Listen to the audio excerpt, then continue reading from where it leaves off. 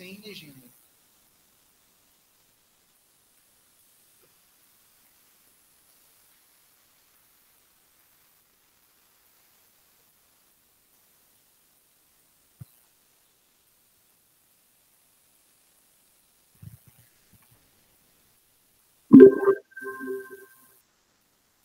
Boa noite a todos e a todas. A nós da Universidade de Ribeirão Preto, é uma grandiosíssima satisfação contar com esta possibilidade de interação e de promoção de mais um evento de grande interesse da nossa comunidade. Hoje, nós estamos recebendo a presidente da Ordem dos Advogados do Brasil do Estado de São Paulo, professora doutora Patrícia Vanzolini, para falar com vocês sobre um tema muito, muito importante: OAB, exame e carreira da advocacia. Eu sou o professor Luiz Carpino, sou supervisor do Núcleo de Ensino Prático, e aqui ao meu lado está a professora Leisa Borelli Pison, nossa assistente de coordenação, a quem passo a palavra para comandar o nosso evento da noite de hoje. Boa noite, professora Leisa. Boa noite, professor Scarpino. Boa noite a todos que estão nos assistindo. Professora doutora Patrícia Vanzolini, presidente da OAB em São Paulo, é um grande prazer contar com a sua participação nessa noite de quinta-feira, aqui na UNAERP. A palestra de hoje é sobre a OAB, exame e carreira da advocacia, com a doutora Patrícia Vanzolini. A doutora Patrícia foi eleita presidente da OAB São Paulo para o triênio 2022-2024. É uma grande satisfação ter aqui na UNAERP a doutora Patrícia, a presidente da OAB, a primeira mulher presidente da OAB. Isso tem um impacto, uma representatividade gigantesca para todas nós, alunos, alunas, professores, professoras e advogados, advogadas. E é uma grande honra também fazer parte do conselho da OAB São Paulo na gestão da doutora Patrícia. Então, doutora Patrícia, que é advogada criminalista, mestre, doutora pela PUC em Direito Penal, professora de cursinhos, os nossos alunos amam e fazem e tem sempre aula com a doutora Patrícia. É um grande, grande prazer, doutora. Muito obrigada por estar aqui hoje na nossa casa.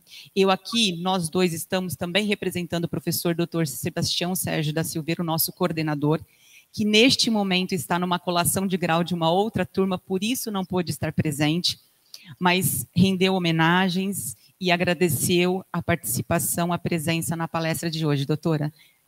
Muito obrigada. Obrigado. Só um pequeno recado, desculpa, doutora Leisa. Nós abrimos uma caixinha de perguntas no @NEP Direito na ERP, no Instagram, está no Story, então, tendo a sua pergunta, ao final da exposição, a gente vai selecionar e passar para a doutora Patrícia. Desculpa a interrupção, doutora Leisa. Não, não tem interrupção, não tem desculpa, está tudo certo. Aqui é assim mesmo, esses recados precisam ser dados para os nossos alunos que estão conectados. Doutora Patrícia, a senhora está com a palavra. Muito obrigado por fazer parte da nossa instituição, que inclusive recentemente recebeu o selo OAB Recomenda do Conselho Federal da OAB. Muito obrigada. Obrigada a você, professora Leisa, professor Scarpino. Para mim é uma alegria, só seria mais alegre se fosse presencial, né? A gente está realmente com uma saudade imensa. Eu estive recentemente em Ribeirão, pude sentir o calor humano da cidade, porque até o tempo não estava tão quente, mas o calor humano dessa cidade que eu adoro. Então, fico feliz da gente estar aqui, da gente poder estar aqui, espero estar aí presencialmente em breve. Olha, eu adoro palestrar para a faculdade, realmente é um convite que para mim é difícil recusar, mesmo com uma agenda apertada, porque eu acho que esse contato, essa troca, essa possibilidade de falar com quem está começando, falar com quem está ali cheio de brilho nos olhos, cheio de sonhos, mas também cheio de confusões, cheio de inseguranças, é maravilhoso, né? Algumas pessoas dizem, o que você faz, né, para não envelhecer? Eu envelheço, sim, como todo mundo, mas eu brinco, eu me alimento da juventude dos meus alunos. Mas a gente que convive, né, Leisa, né, Scarpino, com com a juventude, parece que a gente realmente não envelhece de coração, porque eles nos contaminam com essa energia, com essa visão fresca, com essa vontade de mudar. E também com as suas inseguranças, as suas dúvidas. E era disso que a gente estava falando aqui, né? Quando eu perguntei, professor, o que você acha que os alunos mais vão gostar de ouvir? E ele falou, eu acho que eles ficam muito ansiosos com o exame de ordem, né? Eles ficam muito ansiosos, eu acho que deveríamos tentar desmistificar um pouco o exame. Então, eu pensei nisso, né? Como eu sempre gosto muito, assim, de sentir a energia do momento e falar aquilo que me vem no coração no momento, eu fiquei pensando, puxa, quando a gente fica ansioso, né? Por que a gente fica ansioso? O que é ansiedade? Ansiedade é o grande medo da gente fracassar, né? O grande medo de fracassar gera essa ansiedade. A ansiedade, ela é normal, de certa forma, porque quem não sente ansiedade está morto, mas em excesso ela acaba sendo improdutiva. A pessoa acaba travando, a pessoa acaba performando pior do que ela iria. Então, a ansiedade em excesso, ela realmente não é legal. Então, já que nós vamos falar de ansiedade e de medo do fracasso, eu resolvi contar para vocês rapidamente a minha história dos meus fracassos. Os fracassos que me trouxeram até aqui. E foram muitos, nossa, eu nem lembro quantas vezes eu fracassei. Mas eu queria contar, assim, 3 fracassos retumbantes mesmo na minha vida. 3 fracassos bombásticos que me deixaram arrasada na minha vida. O meu primeiro grande fracasso foi no vestibular. Eu estava muito na dúvida se eu prestava direito, se eu prestava jornalismo. Gostava muito de falar, sempre tive, né, esse gosto pela oratória, estava super na dúvida, perdidaça, e prestei para direito numa faculdade e jornalismo na outra, só 2 faculdades, só prestei em 2. Sempre fui uma boa aluna, aquela aluna bem assim, CDF, como a gente dizia na minha época, estudiosa, mas eu confesso que ali pelo colegial eu dei uma desandada, eu dei uma derrapada, né, comecei aí a curtir a vida, enfim, tomei a maior rasteira e não passei em nenhuma das 2 faculdades que eu tinha prestado. Para mim era inacreditável, assim, os meus pais esperavam muito de mim, eu sou a primeira filha, primeira neta, toda aquela expectativa, e eu não passei, eu fiquei arrasada. E aí aconteceu uma coisa, eu prestei, né, numa faculdade pública, numa privada, e nessa privada, né, a PUC, que a Leisa aqui falou, tinha as vagas remanescentes, vagas que sobravam, sabe, do vestibular que o povo não queria, carreiras menos concorridas. Uma dessas vagas remanescentes, uma dessas carreiras era a Faculdade de Ciências Sociais. Então, como eu estava muito indignada de não ter passado, não queria fazer cursinho, porque achava que, sabe, tinha um pouco de arrogância também, não preciso fazer cursinho, não vou fazer cursinho, então o que eu fui fazer? Fui fazer a faculdade de Ciências Sociais. Eu achei que eu ia fazer 1 ano só de Ciências Sociais. Eu acabei fazendo 4, de tanto que eu me apaixonei por tudo, por política, antropologia, sociologia, eu adorava estudar os autores, filosofia, enfim, fiz 4 anos de Ciências Sociais. Aí bateu de novo aquela vontade de fazer direito, né? Porque aquilo estava no meu coração, eu tinha ido fazer sociais, eu adorei sociais, mas eu tinha aquela coisa aí, eu acho que eu quero fazer direito. E aí, o que eu fiz? Eu abaixei, calcei as sandálias da humildade, fui fazer cursinho e passei na faculdade de direito.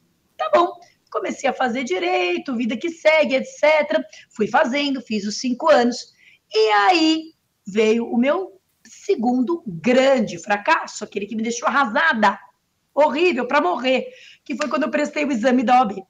Quando eu prestei o exame da OAB, eu só falo isso, professora Leisa, professor Scarpino, eu só falo isso porque já está prescrito, viu, o crime, que nem a gente estava falando de prescrição, então agora eu posso confessar, porque como já faz mais de 20 anos, eu fui prestar o exame da OAB numa época que você podia levar livro, lembra que você levava umas malas de livro, etc. E eu fui prestar em civil, porque eu só tinha trabalhado com civil, eu trabalhei a faculdade inteira com direito civil, fui prestar em civil, super confiante também, super confiante, eu tô bem, vou passar de boa, levei um monte de livro.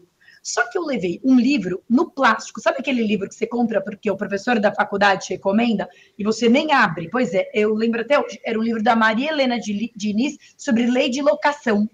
E ele estava ali no plástico, eu não tinha nem aberto o livro. E vai que no meu exame cai um agravo, e que é relativo à lei de locação, era uma questão ali de lei de locação. E eu abri o livro e comecei a pesquisar, Só que eu não sabia, eu juro por Deus, é culpa, não é dolo, juro. que tinha modelo no final do livro, gente. Eu nunca tinha aberto o livro, eu não sabia que tinha os modelos de peça. Não sabia, juro por Deus, eu não sabia, acredita em mim. Aí eu fazendo, e eu como sempre fui muito Caxias, não, eu vou fazer, eu sou daquelas que fica até o último minuto da prova, passa limpo, rever pontuação. Chega o fiscal e fala, doutor, esse livro aqui não pode. Eu falei, como não pode? É um livro de doutrina. A senhora não viu que tem modelo? Eu falei, eu não vi. E para provar que focinho de porco não é tomada? Vocês acreditam que eu fui eliminada do exame? Eliminar. Eu nem reprovei, eu fui eliminada do exame. Eu fui para uma salinha, tive que preencher uma ata que eu estava com material proibido. Eu estava com medo até de ser presa, que a pessoa muito certinha, quando faz uma coisa errada, ela já entra em pânico. Eu vou chamar a polícia aqui. Eu cheguei em casa, mas eu chorava. Meu pai não entendia nada. Eu falava, pai, eu fui eliminada do exame e blá, blá, blá. Bom, aconteceu, fui eliminada. Aí o que eu fui fazer? Paralelo ao direito, eu fui fazendo um curso de teatro. Eu sempre gostei, como eu disse, de falar e etc. Eu fui fazendo um curso de teatro. Então, quando eu reprovei no exame, eu falei, quer saber, eu vou dar um tempo para minha cabeça. Eu vou dar um tempo, eu estou indignada, eu estou revoltada e eu vou fazer teatro. E fiquei 2 anos fazendo teatro, vivendo de publicidade, fazer publicidade, propaganda e etc. Mas aí tem uma coisinha no meu peito que dizia, direito, seu caminho é o direito. Olha como eu tentei me livrar do direito. Eu tentei para ciências sociais, depois eu tentei para o teatro, mas algo me trouxe. E aí, Leis, eu pensei bem, eu estava tão perdida, que eu pensei no meu coração, gente, eu sou formada há 2 anos, eu não tenho nem OAB, eu nunca advoguei, eu não sei o que eu faço da minha vida. E aí, sabe o que me deu na telha de fazer? Mestrado. Eu falei, olha, a única coisa que eu tenho certeza que eu gosto da minha vida é de estudar. Então, sabe o que eu vou fazer? Eu vou estudar. E aí eu prestei o mestrado lá na PUC. Paralelo a prestar o mestrado, eu tomei vergonha na cara. Fui fazer um cursinho e passei no OAB. Legal. Primeiro passo, passei no OAB. E entrei no mestrado lá da PUC. Aí que eu conheci a professora Leisa, conheci meu digníssimo esposo, né? Aí é que eu conheci a docência. Aí é que eu vi o que era dar aula. Eu nunca tinha pensado nisso, porque para mim a carreira jurídica era promotor, advogado. Eu não sabia que tinha esse negócio de ser professor. Aí eu vi a docência. E aí eu comecei a... Falei, eu quero dar aula, eu quero descobrir que eu quero dar aula. Só que eu tinha acabado de prestar o OAB. Eu estava no comecinho do mestrado, então nenhuma faculdade ia me contratar, né? Aquela coisa. Eu tinha um amigo que tinha acabado de montar um cursinho preparatório para a OAB. E que, logo depois desse cursinho, foi vendido para outro que tinha o ensino telepresencial, o ensino à distância. Isso lá, 20 anos atrás, nos idos dos anos 2000. E eles precisavam de professor. E, de repente, tinha um professor que sabia falar com câmera, que sabia que tinha boa dicção, que tinha boa entonação, porque a maioria dos professores do direito há 20 anos atrás não tinha essa facilidade. Tudo dava olhando para baixo, não conseguia interagir, porque isso era um bicho de 7 cabeças. E aí, então, eu comecei a dar aula. Quando eu comecei a dar aula, eu perguntei assim, do que tem aí para dar aula? Do que tem? Eu ia estudar o que fosse. O que tem? Aí fala, tem direito penal. Eu falei, é esse mesmo, eu vou dar aula de direito penal. E comecei, estudava, feito uma burra, direito penal. Mudei minha área no mestrado, que eu comecei o mestrado, leis em difusos. Eu fui também aleatório. Fui para Flávia Piovesan, fui para isso. Caí no penal, no Dirceu de Mello. Então, terminei minha vida ali no penal. E, de repente, a vida se encaixou. E, de repente, eu comecei a dar aula. De repente, eu me apaixonei pelo direito penal, que eu nunca tinha ligado para isso na faculdade. De repente, eu comecei a advogar, porque eu falei, nossa, eu quero viver isso na prática. Eu estou adorando dar aula, mas eu quero viver isso na prática. Abri escritório, comecei a advogar, e para contar aqui um plus do meu último foi grande fracasso, aí eu nunca tinha pensado em entrar para a OAB, né, como gestora. Eu estava na OAB, eu já dava aula para a OAB e etc., mas eu nunca tinha pensado em entrar. Em 2018, o Leonardo Sica, um amigo de longa data, lá dos tempos, do LFG, me ligou e disse, Patrícia, você quer concorrer na eleição que vai ter comigo para perder? Você quer perder uma eleição comigo? Eu falei, opa, perder comigo mesmo, vamos lá, é o fracasso. Concorremos, perdemos, Mas ao perder, a gente começou a estudar profundamente a ordem. O que era a ordem, quais os departamentos, qual a estrutura, papapá. E eu fui me enfronhando, fundamos um movimento, um instituto, chama M133, estudando a ordem. Eis que concorri agora no pleito de 2021. E hoje eu sou a primeira mulher presidente da OAB, né? Presidi a OAB seccional de São Paulo, nos meus 49 anos, com toda essa vida cheia de percalços. Então, gente, eu estou contando essa historinha besta, mas primeiro de tudo é para dizer que quando a gente vê ali a pessoa toda pomposa, a presidente, a gente fala, nossa, essa pessoa só deve ter tido sucessos na vida. Nossa, essa pessoa é perfeita, essa pessoa só deve ter tido alegrias, felicidades. E não é assim. A nossa vida é feita de fracasso, de cai e levanta, sacode a poeira, dá a volta por cima, como diria meu saudoso avô. A nossa vida é feita de insegurança. Será que é isso? Será que é aquilo? A nossa vida é feita de pecinhas de um quebra-cabeça. Isso que é muito legal, Leisa, chegar na nossa cidade, na minha, né? E olhar para trás e ver que tudo se encaixa. Porque eu acho que eu só sou uma boa gestora de ordem hoje porque eu fiz uma faculdade de sociologia antes. Eu não tenho aquela visão tão focada do direito, eu tenho uma visão mais aberta, eu tenho uma visão da função social do direito. Então, assim, hoje é como se todas essas pecinhas, né? Eu fiz sociologia, eu fiz teatro, alguém poderia dizer, puxa, o seu caminho foi muito comprido, o seu caminho não foi uma linha reta, mas é isso. Tem gente que Deus preparou uma linha reta, tem gente que Deus preparou as linhas tortas, e ambas são bonitas, ambas fazem um belo desenho. A minha foi uma linha tortuosa, mas eu tenho certeza de que se eu não tivesse dado tantas voltas, eu não teria chegado aqui, onde eu cheguei. Eu não teria chegado com essa condição, com essa consciência, sem ter feito ciências sociais, sem ter feito depois teatro, sem ter perdido uma eleição e amadurecido mais na hora de ganhar, já está bastante madura. É tudo um processo, gente. Então, uma coisa que eu quero muito transmitir para vocês é essa fé. Não é a fé da religião, não, que isso cada um tem a sua, mas é a fé na vida, é a fé no processo, é a fé de que as coisas vão se resolvendo, elas vão se encaixando. Eu digo isso porque quem está me assistindo, que às vezes tem aí 22, 23 anos, 17, fala, nossa, para mim o futuro, assim, é uma bruma, eu não consigo enxergar o que tem no meu futuro, eu vou dar certo, eu vou dar errado, eu vou ganhar dinheiro, meu Deus, eu não estou enxergando nada. Vai com fé, não precisa enxergar, só precisa enxergar o próximo passo, né? Claro, tem aqueles que planejam o futuro, daqui a 30 anos eu quero ser desembargador, eu quero ser ministro, tudo bem também, mas não é a maioria. A maioria de nós vai vivendo e o caminho se constrói ao caminhar, não existe caminho. Nem o meu caminho existe. Você não, eu vou copiar os passos da professora Patrícia, da professora Leisa, não existe essa receita. O caminho a gente faz caminhando. Eu vou falar um pouco sobre coisas que eu acho que são importantes, que foram importantes na minha vida, e daí sobre um pouquinho, objetivamente, o exame de ordem e a advocacia. Mas eu queria começar transmitindo para você essa fé, essa confiança de que vai dar certo. Eu acho que duas coisas que eu hoje olho para trás e eu vejo que foram muito importantes na minha história, nessa minha história de fracasso, o fracasso que me levou ao sucesso. A primeira coisa que eu acho que foi muito importante é que eu não tive medo de mudar de rumo.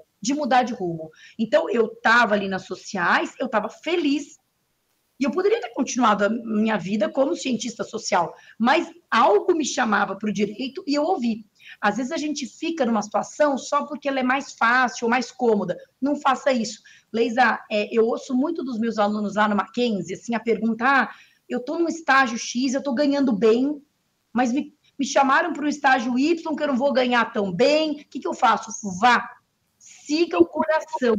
O dinheiro é uma consequência. Tudo que vem de bens materiais é uma consequência, principalmente na juventude. Depois, se você tiver, né, família, filho, toda uma responsabilidade, boleto, carnê, parcela, aí você pode pensar, não, peraí, vou ter que pensar mais de forma mais assim concreta. Mas na juventude, experimente e permita-se mudar. Não gostei disso, eu vou para aquilo. Não aceite uma vida medíocre, não aceite uma vida burocrática, não aceite uma vida sem sonhos, sem paixão, né? Eu falo isso e é muito verdadeiro, não estou querendo me exibir, não, já falei de todos os meus fracassos, mas eu tenho a alegria de acordar todo dia, 6 horas da manhã. Olha, que eu não sou muito de acordar cedo, mas eu acordo animada porque eu gosto do que eu faço. Eu fico pensando que eu venho para a ordem, que eu vou fazer isso, que eu vou fazer aquilo. Às vezes eu venho com sono, mas eu venho animada. E é para isso que a gente está nessa terra, para viver com paixão, para distribuir paixão, para ter brilho nos olhos. Então, não aceite uma vida burocrática, protocolar, só para pagar boleto. Pagar boleto é importante, mas procure. Todo mundo tem um sonho e todo mundo vai achar o seu lugar. Todo mundo vai achar o seu lugar. Procure o seu lugar incansavelmente. Se não for lá, larga, vai para esse.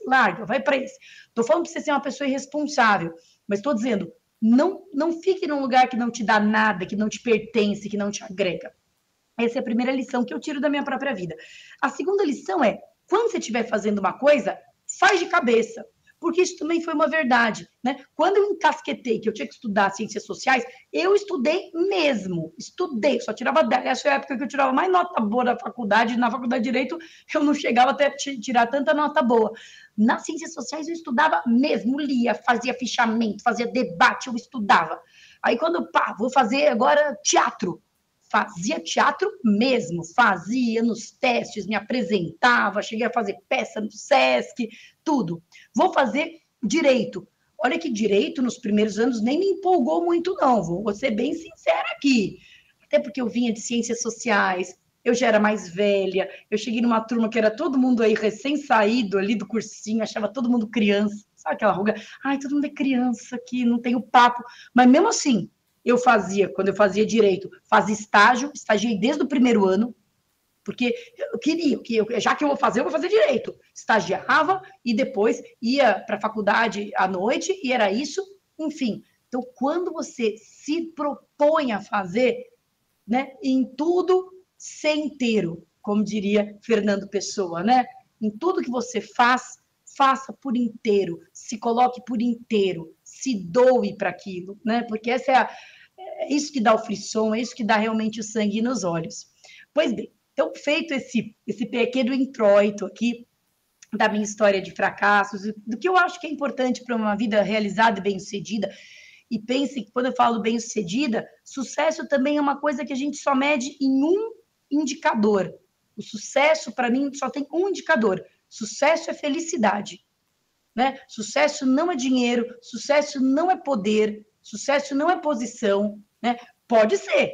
Se aquela posição te dá felicidade, bem, então legal, você pode se considerar bem-sucedido por ser presidente ou por ser isso ou aquilo. Mas se aquilo não te traz felicidade, então aquilo não é sucesso. Por mais dinheiro que você tenha no banco, por mais que você tenha prestígio, nome, e aí eu até vou falar uma coisinha que o professor Scarpino me levantou a lebre, que é essa questão da vocação, né? Eu acho que a gente tem, eu acredito muito nisso, eu acredito muito no chamado, né? Eu acredito muito na vocação, que a gente pode fazer muitas coisas, nós podemos ter múltiplos talentos, e nós podemos até ter mais de uma vocação, eu acho, mas o trabalho tem que ser uma vocação, o trabalho não pode ser só um emprego, nada mais triste do que alguém que trabalha num emprego, né? Às vezes você até faz isso durante um tempo na vida, porque você precisa pagar suas contas, acabou, mas não tenha isso como meta, né? O trabalho tem que ser uma vocação, e a vocação é o chamado que você sente no seu coração, é o que te faz feliz, não é o que a sociedade acha bonito. Por que eu estou dizendo isso?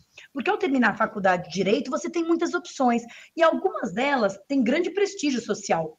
A questão do concurso público, por exemplo, né? Vocês sabem que eu também dou aula para concurso público, eu dou aula para preparatório. Quando eu casei, o meu marido era funcionário público, né? Ele era delegado de polícia, e ele era muito infeliz, quando eu conheci ele. Também ele era infeliz porque não me conhecia, então é natural que ele fosse infeliz. Mas ele era muito infeliz com a profissão dele. E quando eu falava assim, meu Deus, larga isso aí, assim, ele tinha se decepcionado muito com a polícia, tanto pela falta de remuneração, mas a falta de recursos, não dava para fazer o trabalho de investigação direito, ele tinha se decepcionado muito, ele estava muito infeliz. Eu falava, larga isso aí. Aí sabe o que ele falava, Leisa? Ele falava, mas e a estabilidade? E a estabilidade? Eu falei para ele um palavrão que eu não vou repetir aqui, porque, afinal de contas, eu sou uma professora universitária, presidente de uma grande instituição. Mas eu falei, estabilidade para viver na infelicidade? Essa estabilidade que você quer? estabilidade de ser infeliz todos os dias. A ideia de que quando você é velho, você vai ser velho, aposentado e infeliz, porque você vai ter perdido a sua vida numa vida infeliz. Por estabilidade, qual que é a estabilidade de você viver uma vida que não é satisfatória para você? E eu percebo, gente, que muitas pessoas acabam recorrendo, ou até indo para essa área de concurso público, mais por uma, como se diz, uma ideia de que aquilo é glamuroso, ou de que aquilo vai dar um prestígio social, ou de que aquilo vai dar uma estabilidade, e menos pela vocação. Por isso eu recomendo muito para quem está estudando experimentar. Acho que a gente, realmente, quanto mais a gente deve usar esse momento da faculdade para fazer experiências, experimentar o nosso próprio gosto. A gente, às vezes, não sabe o que a gente gosta, tem que experimentar, né, os vários sabores ali de sorvete, para você saber qual o sorvete que você vai querer tomar, se não para sempre, pelo menos por um bom período da sua vida, você vai tomar aquele sorvete. Então, experimenta, vai ser o de pistache, vai ser o de chocolate, mas tem ali um de banana, pode ser bom também. Então, eu recomendo que a gente viva o maior número de experiências profissionais possíveis nessa época de estágio. Se você acha que, puxa, eu quero fazer magistratura, vai estagiar no gabinete de um juiz. Vai ver o que ele faz todo dia, como ele acorda, como ele dorme, qual é o trabalho. Você vai se encantar por isso? Pode ser. Você vai se decepcionar? Pode ser também. E aí você vai ver ele como uma pessoa comum. Ele não é um super-homem, né? Todos, aliás, né, dentro do tripé da justiça não há hierarquia entre advogado, juiz e promotor. São todos exatamente iguais, né? Então, não vá, não escolha a sua área, não escolha a sua profissão por isso, por um suposto prestígio e mesmo por estabilidade, né? Porque essa estabilidade também é uma faca de dois gumes, né? A gente sabe que a estabilidade, muitas vezes, do concurso público, realmente ela é atrativa no começo de carreira, mas a atividade privada, né, a atividade liberal do advogado, pode, no decorrer de uma carreira construída, acabar dando até mais ganhos, né, um ganho muito maior do que um funcionário público. Então, e eu realmente acho que dinheiro não deve ser critério para nada, né? O dinheiro, ele é consequência. O dinheiro, ele é importante, claro, quando você está na miséria, quem não tem o que comer, óbvio que o dinheiro é muito importante. Mas dentro de um certo patamar, ganhar tanto a mais, tanto a menos. Eu lembro de um tempo, Leisa, que eu dava tanta aula, aquele tempo, aula de manhã, de tarde, de noite. Comecei a ficar com calo nas cordas vocais, comecei a ficar assim, doente todo dia. E aí, quando eu pensava em assumir, né, um novo compromisso de aula, eu pensava, gente, o que essa aula está me custando em saúde, ela não está me pagando em dinheiro. Não vai fazer diferença ali, sei lá, R$1.000 a mais, R$1.000 a menos no meu orçamento, mas vai fazer muita diferença ficar uma hora a mais com a minha filha na cama. Então, a gente, né, o dinheiro não pode ser o nosso patrão, não seja escravo do dinheiro. O dinheiro tem que trabalhar para a gente, não a gente trabalhar para o dinheiro nunca. Então, eu acho que é muito importante ouvir o chamado da nossa vocação. E, para isso, experimente tudo. Você pode seguir uma carreira docente, né? Eu tenho muitos colegas que, como é que eles falam hoje? Hoje não, sempre falaram, né? Só dá aula, né? Não trabalha? Você não trabalha? Só dá aula? Tem muita gente hoje que só dá aula, né? E aí você precisa construir a tua carreira de um jeito, fazer uma carreira acadêmica e logo por uma pós-estrito, né? Fazer toda uma carreira por aí. Você pode advogar, você pode ir para um concurso público dos mais variados, você pode ir para o departamento jurídico de uma empresa, você pode trabalhar numa ONG, você pode trabalhar no governo. Né? Eu acho que o direito é fascinante pela quantidade de coisas que você pode fazer. Então, minha dica é, não descanse enquanto você não sentir que tocou o sininho, sabe? Que nem amor, casamento, né? Você não vai ficar com o primeiro que te aparecer, você vai experimentando até que toca o sininho e fala, pô, esse é para casar. E aí sim. Então, experimentem muito. O exame de ordem em si, gente. O exame de ordem é difícil, ele é fácil, ele é um bicho-papão. Olha, vou começar fazendo aqui uma defesa do exame de ordem, né? Por que tem que ter o exame de ordem, gente? Não é para ter uma reserva de mercado, né? Embora, de fato, a gente tenha que pensar em como lidar com um país de 1.300.000 advogados. Isso é um fato e eu já vou falar um pouquinho dos impactos desse fato na sua vida, né? Mas o exame de ordem, ele não serve para reduzir o número de advogados, não serve. Não é para isso que ele serve, embora ele acabe fazendo isso, não é para isso que ele foi criado. Ele foi criado porque um dos objetivos da OAB, um dos objetivos institucionais que estão até no nosso estatuto, é zelar pela qualificação dos advogados. Ou seja, por um controle de qualidade de quem passa para o mercado de trabalho e pode advogar. Aí você pergunta, então por que as outras profissões não têm isso? Não sei. Eu até sou a favor de que esse tipo de exame exista em outras profissões. Por que não tem, não sei. Agora, por que nós temos na advocacia? Porque a justiça, adoro fazer umas analogias assim. Então, a justiça, ela é um tripé. Eu acho muito engraçado quando falam que nós somos usuários do sistema de justiça. Nós não somos usuários do sistema de justiça. Nós somos parte do sistema de justiça. Nós só não somos concursados, que nem os outros atores. Nós, advogados privados, porque os públicos são, inclusive, concursados. Né? Nós somos parte, porque nós temos aqui um tripé. E nós temos uma ponta o juiz, outra ponta o promotor, estou falando, claro, da advocacia contenciosa, o promotor ou um advogado, e do outro lado, né, outro advogado, né, no processo criminal é promotor versus advogado, num processo civil trabalhista, privado é advogado versus advogado, mas você tem um aqui e um aqui. E esses todos, eles têm que ter o mesmo tipo de nível. Porque senão, esse tripé ele fica manco. Se eu tiver um promotor super bem formado, mas como é que eu garanto que ele é super bem formado? Bem, talvez eu não possa garantir, mas o fato dele ter passado por todo aquele processo seletivo do concurso do Ministério Público já o obriga a estudar. Combinar que não é fácil o concurso para promotor, já obriga a estudar, passar por uma fase de múltipla escolha, depois uma fase escrita, depois uma sabatina oral. O cara, não estou dizendo, então todo promotor é gênio. Não, mas é um cara, pelo menos, que estudou bastante. O juiz também. Se a gente não tem o mesmo tipo de procedimento para o advogado, nós ficamos com um tripé coxo, manco. Né? Não estou dizendo, mas então não dá para você ser um ótimo advogado. Imagina que eu fiz uma ótima faculdade e daí eu já quero advogar. Bom, mas aí você não vai ter dificuldade nenhuma em passar o exame da ordem, né? Aí não há problema. Então, o exame da ordem, ele, na verdade, ele equilibra este tripé. Isso é uma característica da nossa profissão, né? Que não existe na medicina, não existe. Então, bem, eu sinceramente, eu acho que o exame da ordem, ele é necessário para garantir, de fato, a justiça e a paridade de armas. Senão, essa paridade de armas fica algo pro forma, não fica uma coisa material, real, né?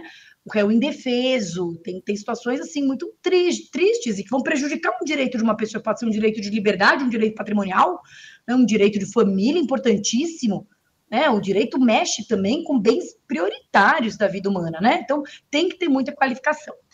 Agora, ele é um exame dificílimo, ele tem uma facilidade em relação aos concursos públicos. No concurso público, você compete com os outros concorrentes, porque tem a nota de corte.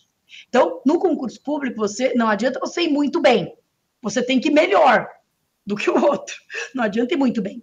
No exame da OAB, você não compete com ninguém, você só está concorrendo com você mesmo. Então, por isso que eu disse, o objetivo do exame de ordem não é fazer com que as pessoas reprovem, é garantir que quem passa para o mercado tem aquela qualidade mínima.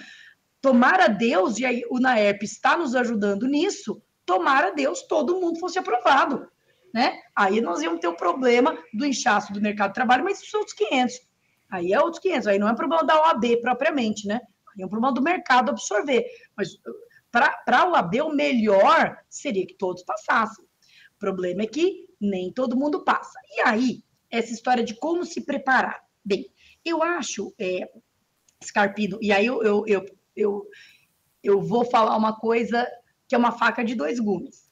Eu falei, então, da história de fracasso, eu falei que você não pode se deixar abater, que cai, levanta, continua, retoma o rumo, etc. Mas o fato é que precisa mesmo dar uma atençãozinha para o exame de ordem. Não necessariamente fazer cursinho. Eu acho que dá perfeitamente para passar no exame de ordem. Meu empregador que não me ouça, mas dá para passar no exame de ordem estudando só numa boa faculdade. Mas você precisa ter foco. Por quê? Porque o problema é que a faculdade se estende por 5 anos. E é natural, né, gente, que a gente chegue no 5º ano e não lembre o primeiro. Eu, sinceramente, não lembro coisa que aconteceu na segunda-feira, quanto mais lembrar uma coisa que aconteceu há 5 anos de faculdade.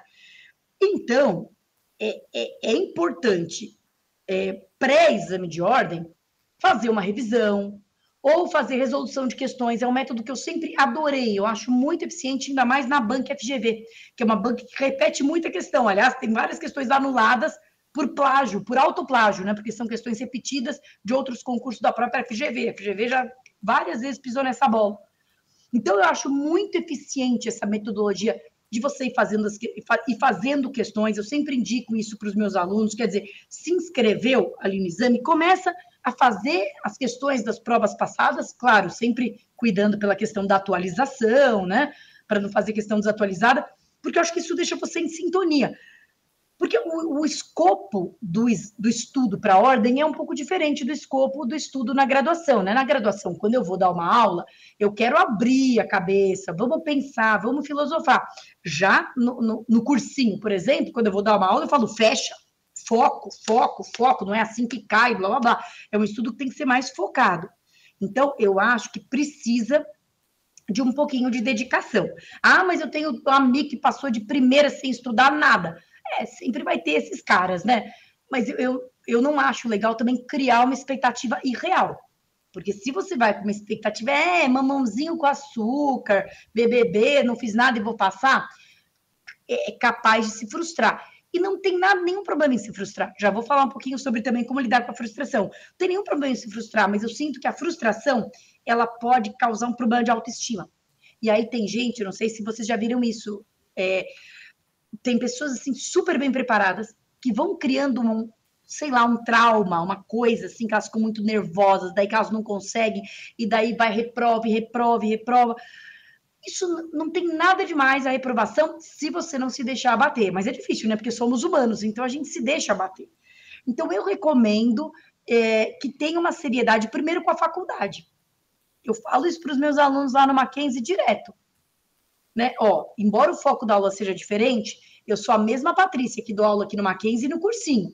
Portanto, eu já estou te passando todo o conhecimento necessário. Anota, criatura.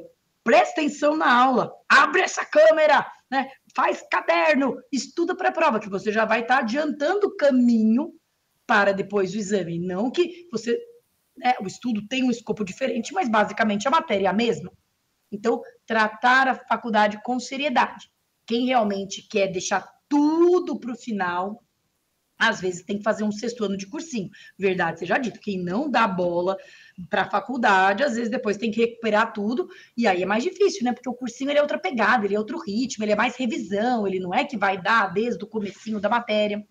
Então é mais complicado. Então, bitola na faculdade, dá para fazer tudo, gente. Dá para bitolar na faculdade, dá para também sair pro barzinho, agora na pandemia, dá para namorar, dá para fazer tudo. Não é para perder a vida por causa de exame de ordem, mas pense em otimizar o seu tempo, né? Pense em otimizar o seu tempo. Você está estudando agora, eu sempre recomendo, não sei se vocês recomendam isso, eu sempre recomendei muitos alunos a irem para aula, por exemplo, levando o código. Hoje não precisa nem levar, eles reclamavam, é pesado, agora dá para levar no celular, né?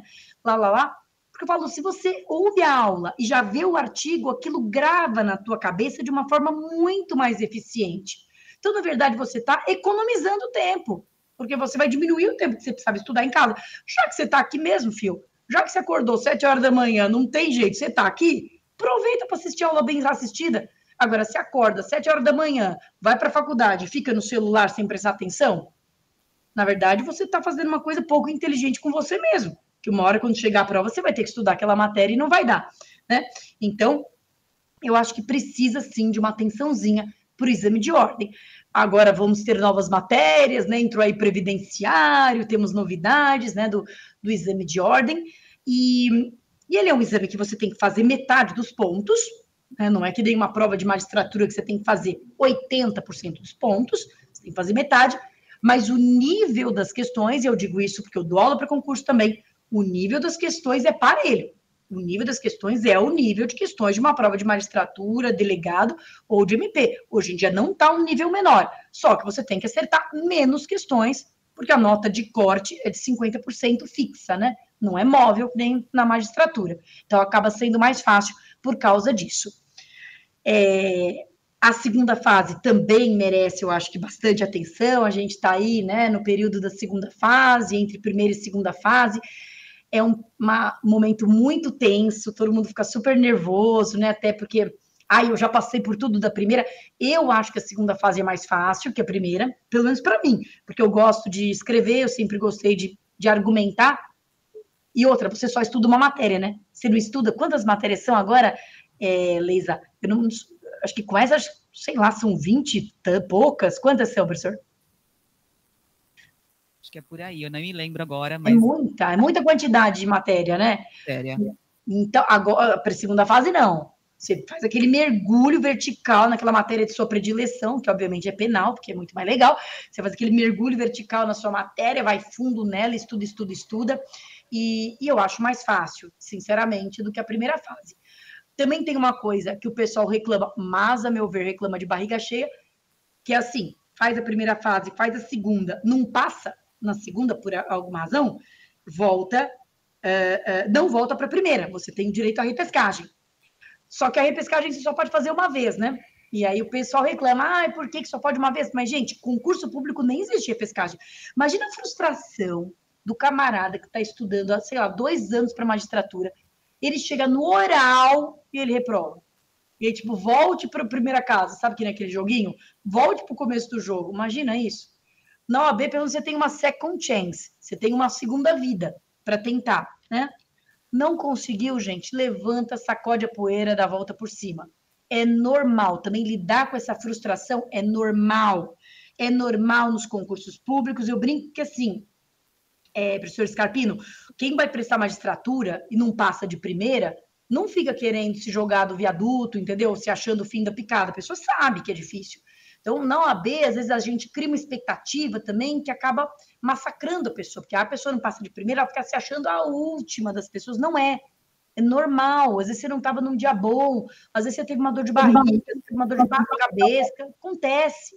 Prova não é uma forma justa de medição. Não é. Todos nós professores sabemos que não é. O problema é que não tem outra melhor. Então, ficamos com a prova, mas não é. A prova é um retrato, não é um filme. O certo seria pegar um filme da pessoa ao longo da faculdade, ver como ela foi se desenvolvendo, não uma foto dela. Mas, infelizmente, não temos essa metodologia, então o que vale é a prova. Mas não passou, bola para frente. Na próxima passa, levantar e seguir adiante. A advocacia é uma profissão que, como toda profissão liberal, ela é uma profissão desafiadora, né? Porque você pode, primeiro, ir trabalhar, né? Se você optar por não prestar concurso, ou mesmo se você optar por prestar um concurso, você vai precisar ficar 3 anos, né, de advogado. Você pode tentar se encaixar num escritório ou num departamento jurídico, ou você pode tentar começar a advogar por conta própria. Se você tentar se encaixar num escritório ou num departamento jurídico, eu acho que, embora nem sempre seja possível, o melhor é você já tentar se encaixar durante o estágio. Então, o que eu recomendo, mais ou menos, assim, de um plano de carreira, é fazer os estágios públicos, fazer um estágio no Ministério Público. Aliás, eu adoro pegar no meu escritório egresso do Ministério Público e da Defensoria, porque eles já vêm prontos, eles aprendem muito nos estágios públicos, até porque estágio público, o promotor larga tudo na mão, fala, faz aí, o camarada faz, ele aprende mesmo.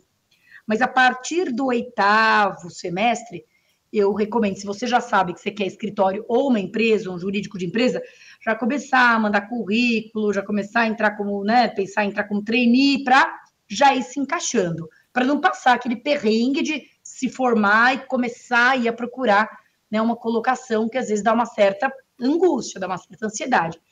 Agora, o bacana da advocacia, gente, é que a advocacia é uma profissão. Eu tenho muita gente que me pergunta, professora, não tem uma vaga no seu escritório. Meu escritório é pequenininho, um escritório que a gente chama de boutique, né, embora não seja nem chique nem nada, mas chama de boutique, porque é um escritório pequenininho de direito penal, são apenas 7 advogados.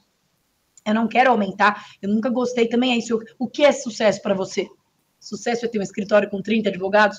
Para mim não é. Para mim, sucesso é ter um escritório pequenininho, com a minha equipe de confiança, que eu possa trabalhar artesanalmente nos processos. Depois que eu descobri que isso é sucesso para mim, e parei de querer me mirar no sucesso dos outros, nossa, minha cabeça sossegou imensamente, porque eu às vezes me cobrava. Não, nós precisamos crescer. Aí uma hora eu falei, eu quero crescer. Eu quero, mas que se eu crescer o meu escritório, eu vou ser mais uma gestora de escritório do que uma advogada. Eu não quero crescer, eu estou bem como eu estou, né? Então é isso. O meu escritório não tem muitas vagas, né? Mas muita gente me pergunta. E o que eu falo para essas pessoas é, gente, essa carteira maravilhosa vermelha que você tem na mão, mais a tua inteligência, você pode começar a advogar por conta própria. Para isso, fazer um merchan aqui, merchando bem, hein? Para isso, você assiste os cursos da OAB, que são a nossa parceria com o Sebrae, né? A OAB acabou de fechar uma parceria com o Sebrae, justamente ensinando empreendedorismo jurídico, como montar o seu próprio escritório, como captar cliente, como fazer marketing jurídico sem violar o estatuto de ética, como fazer prospecção, como cobrar honorários, como precificar o seu trabalho. Isso tudo de graça, tá? A OAB está promovendo esses cursos em parceria com o Sebrae, uma parte online, uma parte presencial nas subseções, né? A gente começou agora nesse ano com essa gestão. Mas o fato é que hoje, para advogar, o que você precisa é conhecimento e você precisa, basicamente, da sua carteira. Você não precisa de um local físico. Eu, quando comecei a advogar, não tinha um lugar físico. Eu comecei a advogar em casa. Como é que foi? Vindo de aluno, porque os alunos me procuravam. E eu ainda não, né? Eu comecei a dar aula lá no cursinho de penal, que eu falei para vocês, né? Quando eu comecei a fazer o mestrado, eu comecei a dar aula no cursinho lá do meu amigo, que eu, em paciência dele, ele me botou. Aí eu comecei a dar aula. Aí começou a vir um pouquinho, a senhora é professora de penal, tem uma causa assim, um assado. Eu peguei a primeira causa, fiz em casa. Aí começou a vir outro. Aí eu fiz um acerto com um amigo meu que tinha um escritório na Paulista todo bonitão. Então eu pagava assim uma porcentagem mínima da secretária dele, daí a secretária atendia os telefonemas dos meus clientes, que tiveram 3 dos meus clientes. Aí eu usava a sala de reunião dele para fazer reunião. Então, quando eu agendava com a secretária e fazia reunião lá. E aí, um dia eu falei, nossa, acho que estamos tendo fluxo, então vou alugar. Aluguei um conjunto, aí aluguei 2, aí expandi, e aí estou assim até hoje e não quero crescer mais, estou muito feliz do jeito que eu estou, né? Adoro advogar, sou apaixonada pela advocacia. Hoje acabo advogando até mais do que dando aula. A advocacia acaba me tomando mais tempo do que as aulas. Eu acho até isso um processo natural, até porque as aulas é um desgaste físico, né, gente? A aula exige, né, gogó e tal. Então a gente vai ficando mais velhinho, vai querendo diminuir um pouquinho as aulas. E a advocacia é um trabalho mais intelectual, né? Um trabalho que acabo podendo delegar mais. Então hoje eu advogo mais até do que dou aula. E é isso. E aí você fala, professor, então você começou a advogar em casa? É, em casa. E hoje você tem seu escritório? Sim, hoje eu tenho meu escritório. Mas, professora, tem um problema. E os clientes? Como é que vieram os clientes? Pois é, eu tive uma facilidade, que foi o fato de que eu era professora, que também é um caminho. Né? Entrar para a carreira acadêmica, você faz muita network, etc. Mas eu sei que não é todo mundo que gosta, nem que quer dar aula. Gente, eu tenho a seguinte coisa em mente. Tem Instagram, tem o TikTok, que tem que ser usados, lógico, de acordo com o nosso estatuto de ética, mas eu vou te falar de verdade o que eu acho. Eu acho que os nossos primeiros clientes são as pessoas que são próximas a nós. O teu primeiro cliente vai ser teu primo, vai ser tua tia, vai ser teu tio-avô. Esses são os primeiros, é o teu amigo de infância. Quando você pegar a carteira e anunciar, tô advogando, você vai ver que vai chover familiar querendo que você resolva o problema. Chover. O problema vai ser cobrar dos familiares. Aí é outro talento que você precisa desenvolver. Então, basta, honestamente, o nosso meio social, ele é tão cheio de conflitos que, basicamente, basta você anunciar que você está advogando, que eu tenho certeza que vai surgir gente. Eu, recentemente, fiz uma live com uma advogada criminalista do Espírito Santo, gente, que eu amo de paixão, eu sou muito fã dela, não sei se a Leisa conhece, a Faida, a doutora Faida Bello. A doutora Faida, ela é lá do Espírito Santo, uma advogada porreta, ela é chamada de Annelise Keaton brasileira, porque ela é negra e ela é advogada criminalista, né? Então ela tem aquele perfil da Annelise, ela se comunica super bem. E ela é uma advogada que veio do nada, assim, self-made woman, não veio de papai, de dinastia jurídica. ela veio do nada. E ela contou cada história, gente, que eu rachei o bico de rir, que eu achei tão pertinente.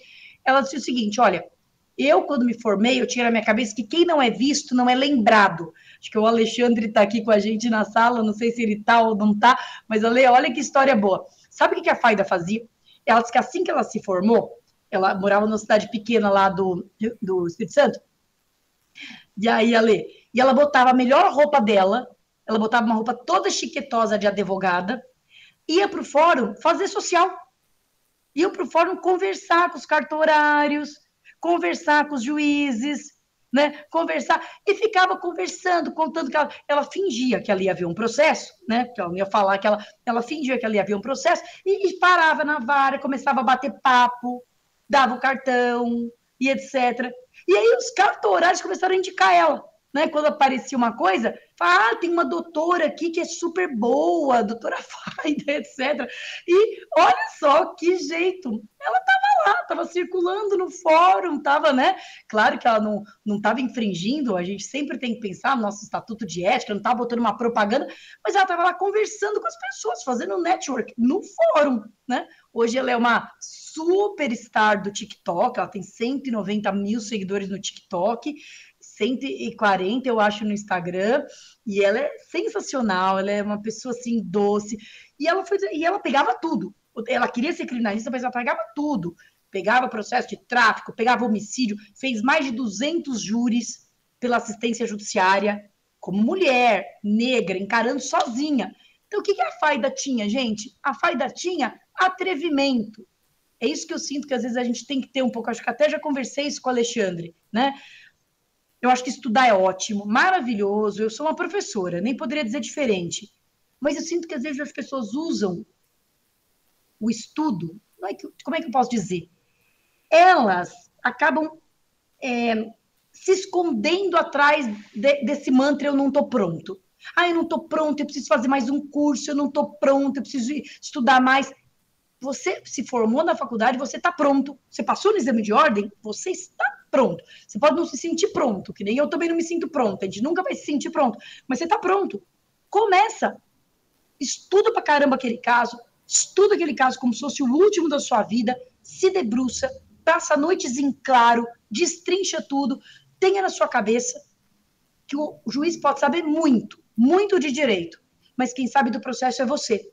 Você certamente sabe muito mais do teu processo do que ele, porque para ele aquele processo é 1 em milhares, e para você aquele processo, ainda mais quando você está começando, é o processo da tua vida. Você sabe que na folha 38, a testemunha A contradisse a testemunha B, que está na folha 457, verso. Você sabe. Então, estude feito um condenado aquele processo, e com certeza você vai conseguir falar com qualquer juiz, qualquer promotor, estou pensando aqui na advocacia criminal, né?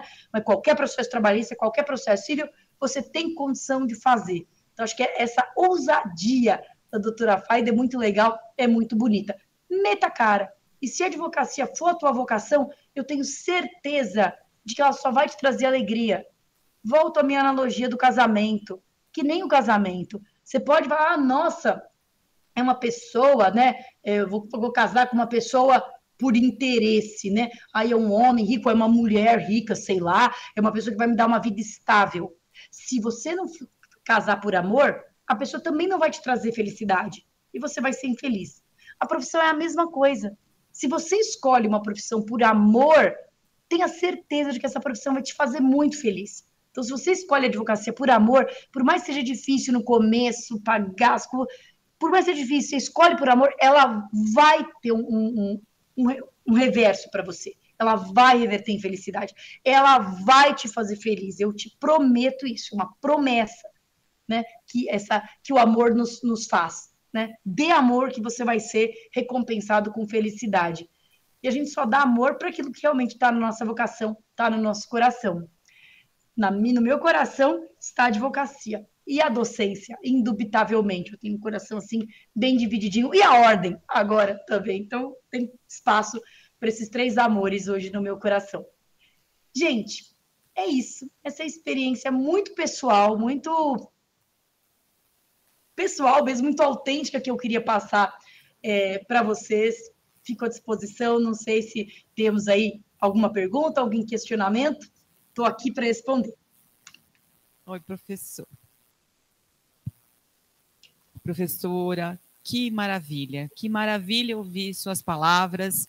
Acho que para os alunos isso é necessário, é imprescindível, é importante. Dá um ânimo para o aluno, principalmente, tanto para aqueles que estão iniciando, quanto para aqueles que estão lá, vão prestar a prova da OAB e com o TCC e as matérias e tudo junto ao mesmo tempo acontecendo.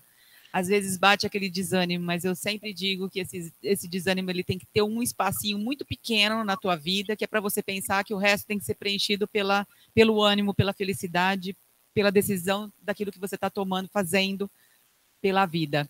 Então, muito importante mesmo para todos nós, a sua palavra, seu ânimo, a sua felicidade, que é estampada, e a sua voz, sua própria fala já denota tudo isso. Temos algumas questões, algumas questões que o professor Scarpino vai fazer aqui. Doutora Patrícia, vou emular aqui o comentário da Lilian. Primeiro, ela falou que sua fala é inspiradora e faz muito sentido ouvir a sua história. Eu acho que não é, sobretudo, uma história que tem um começo e meio e fim sempre felizes, né? Isso, quem acha que o caminho da felicidade ou que é da autorrealização a partir do momento que a gente se encontra, ele não foi feito de percalços, talvez seja muito agraciado. É aqueles que ganham na Mega Sena. Mas a sua história, ela está inspirando muitas pessoas, do mesmo modo que outros comentários que aqui recebi sobre a importância da sua fala, não só do ponto de vista de entender. Então está explicado por que a doutora Patrícia é a primeira presidente da Ordem dos Advogados do Brasil. Talvez já deveria ter acontecido há muito mais tempo, mas ainda assim quero crer que esse é um caminho que não tem mais volta. As mulheres já são a maioria das advogadas inscritas nos quadros da Ordem dos Advogados. Já era sem tempo que estivesse na condução da maior subseção do Brasil. Doutora Patrícia, tem aqui mais um questionamento. Eu tenho o meu, mas depois eu vou perguntar para o primeiro que chegou aqui. Quais são as habilidades ou competências que você considera sendo as mais relevantes para um profissional da advocacia? Sei que tem muitas, mas aquelas que não podem deixar de serem observadas. Tem muitas mesmo, né? E eu acho que depende talvez um pouco do ramo da advocacia, mas eu acho que uma qualidade que é imprescindível é realmente esse gosto pelo estudo, né? Tanto pelo estudo das leis, como eu insisto, pelo estudo do processo. Então, o advogado não pode ter preguiça de ler, não pode ter preguiça de pesquisar, né? Porque todo o processo a gente tem que... Nós somos uns técnicos naquela peça, naquele objeto que é o processo, nós temos que saber tudo dele. Então, eu acho que essa dedicação, esse comprometimento de estudar a fundo é fundamental.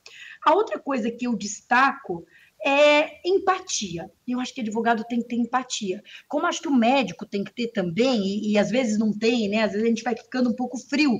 Eu acho que nem o advogado, nem o médico, mas aqui falando do advogado, não pode ser frio. Nós vivemos de dar voz ao outro, dar voz ao outro, né? Advogado é o que fala, né? Vocalizar junto, é o que fala por alguém. Então, nós temos que estar muito empáticos com esse alguém. Eu falo especificamente da advocacia criminal. A advocacia criminal não é simples, porque a gente pega pessoas em situação de muita angústia, seja a vítima, seja o autor, o réu de um processo penal que está sendo acusado, às vezes de forma justa, às vezes de forma injusta, seja os familiares do réu. E aí, muitas vezes, a família te liga, sei lá, 2 horas da manhã e quer saber como é que tá. E aí, olha, eu penso assim, pô, mas se fosse meu pai preso? Se fosse meu pai preso, eu ia atormentar? Eu ia. Então, eu vou atender essa pessoa. Eu nunca deixo de atender família. Eu nunca deixo de atender a qualquer hora, menos que eu esteja efetivamente fazendo outra coisa, mas nunca deixo de atender, não reclamo disso. entendo assim, muito a dor das pessoas, né? Você vai carregar o problema dos outros, seja você um advogado trabalhista, familiarista, você não pode ver aquela pessoa como um cifrão. Você tem que ver aquela pessoa como um ser humano e você tem que ver aquela pessoa como o direito que você está defendendo. Então, essa empatia, essa qualidade humana, eu acho imprescindível. Então, eu diria dedicação, empatia. E uma terceira qualidade, Scarpino, que eu acho fundamental, é a honestidade. É a honestidade. Nós temos uma missão muito difícil, porque é uma missão de meio, não de fim. Nós não temos o poder da caneta. Quantas vezes os clientes chegam e falam, eu quero que você resolva. Eu falo, eu não posso te prometer isso. Eu estava, inclusive, comentando com a Faida, como eu falei, é advogada criminalista, e já advogou para pessoas acusadas de tráfico, e todo mundo fica dizendo, mas você não tem medo, e etc. Ela fala, não, porque eu sempre fui muito honesta. Eu nunca fiz promessa que, você vai ser absolvido. Né? Eu não posso prometer, eu não tenho a caneta. Como é que eu posso prometer? Não, mesmo que você saiba que o direito está com a pessoa, né? Digamos que a pessoa ali vai pleitear um direito trabalhista. Mesmo que você saiba, olha, lá na CLT está escrito seu direito, você não pode dar certeza que o juiz vai conceder. Porque o juiz ele tem o poder da caneta. Então, essa honestidade absoluta com o cliente, em primeiro lugar, nunca enganá-lo, nunca dourar a pílula, nunca fingir que você vai fazer ou vai conseguir alguma coisa que você não tem certeza se vai conseguir. A honestidade com todos os outros atores, a honestidade com o promotor, a honestidade com os outros colegas, porque os casos vão e a nossa reputação fica. E a nossa reputação é a única coisa que nós temos, é o nosso ativo como profissionais liberais, é a nossa reputação. E o meio jurídico conhece os malandros, conhece os mal-intencionados, conhece os picaretas. Também eu, como advogada criminalista, é um meio que eu já cansei de ouvir propostas indecentes. Não tem nada que eu possa fazer, doutora, para conseguir arquivar esse inquérito, nem que seja ilícito. Fala, bom, ilícito até tem, eu não vou fazer. Então, aí você procura outro advogado e já perdi muito cliente, muito dinheiro, mais uma vez, né? O que é sucesso? Sucesso é a conta bancária ou é a minha cabeça em paz no travesseiro, né? O que é sucesso para você? Então, uma probidade e uma honestidade absoluta. Eu acho que com essas três coisas, você consegue ser um belo, um brilhante advogado em qualquer área. Doutora, eu sei que a senhora tem horário já na sequência, mas eu quero deixar uma última pergunta. Pensando o seguinte, já fazendo aqui o convite antecipado para um encontro presencial, então logo seja possível dentro da sua agenda bastante compromissada. Agora falando como presidente de ordem, qual que é o seu maior desafio nesse início de gestão? E quando terminar o mandato, o teu triênio, qual o maior legado que você pretende deixar ao final dele? O meu maior desafio, Scarpino, é trocar o pneu com o carro andando. Um pneu que está muito velho e precisa ser muito trocado, mas com um carro que tem que andar muito rápido, porque eu quero promover avanços significativos. O que eu chamo disso? Eu acho que o grande desafio é juntar esses dois já grandes desafios. Aí a junção deles fica um desafio imenso. O primeiro desafio é a modernização da gestão da ordem. Não dá. A ordem do ponto de vista da estrutura, é um cartório do século XIX. É absurda. Ela tem uma estrutura obsoleta, morosa, lenta, ineficiente, custosa, dispendiosa, é tudo em papel. Olha, eu podia dar um zilhão de exemplos, eu vou dar o exemplo que mais bate em nós, professores, é a morosidade da inscrição. A pessoa passa no exame de ordem, dá entrada na inscrição, leva 3 meses para fazer essa inscrição, porque o pedido de inscrição vem em papel, num malote do correio, até aqui, o prédio da Anchieta, aí fica lá com um zilhão de malotes. Isso leva pelo menos um mês para ela vir para o malote. E depois, para abrir as inscrições, leva mais um mês, e depois para processar. Quer dizer, é um absurdo total, é obsoleta, não é digital, é tudo analógico. Então, é um choque de gestão em todos os aspectos. Modernização do próprio RH, digitalização dos processos, tudo, né? Eficiência, compliance, transparência, responsabilidade com o dinheiro da advocacia, ou seja, botar a OAB como uma instituição do século XXI. Esse é o primeiro desafio. Mas não é só, porque o que a gente quer é promover avanços, é que a ordem faça, então que a ordem avance em inclusão, né? Essa lista sextupla que nós vamos lançar, estou com o edital aqui, na minha mão, né, para revisar o nosso edital, que vai ser o primeiro edital da história da lista sextupla do TJ, que nós vamos ter paridade de gênero e cotas raciais. Pela primeira vez na história, né, nós estamos tendo preocupação de ter paridade de gênero e representatividade racial em todas as comissões. No TED, quer dizer, avançar com a pauta da inclusão, avançar com a pauta do apoio ao advogado, revisar esse convênio com a assistência judiciária, que nunca ninguém revisou, ele é péssimo para nós e a gente continua engolindo isso, que é um absurdo para os advogados que prestam assistência judiciária serem tratados com essa indignidade. Quer dizer, estou dando alguns exemplos de como nós precisamos avançar mesmo com as pautas, né? Então, eu acho que o desafio é esse, é conseguir avançar, mas, por outro lado, botando também a casa em ordem. Só que não tem como fazer uma coisa depois da outra. Tá, primeiro, vamos botar a casa em ordem, porque o tempo urge. Então, é tudo ao mesmo tempo agora, né? É uma estrutura que também é complexa de gerir, porque é uma estrutura descentralizada nas subseções, então é preciso ter muito cuidado para que as subseções tenham autonomia, para que as subseções tenham uma vida ativa, pujante, etc. Em algumas subseções, como Ribeirão Preto, isso é muito fácil. Em outras, a gente precisa fomentar atividades, precisa, enfim, investir mais naquela subseção para ela atender melhor a advocacia. Então, é uma estrutura complexa. Mas eu quero, basicamente, que a nossa gestão recoloque a OAB no cenário estadual e no cenário nacional como uma instituição de ponta, uma instituição moderna, tanto nos seus processos internos de gestão, quanto nos seus propósitos institucionais, né, de inclusão e apoio ao advogado. Eu acho que esse é o legado que eu quero deixar.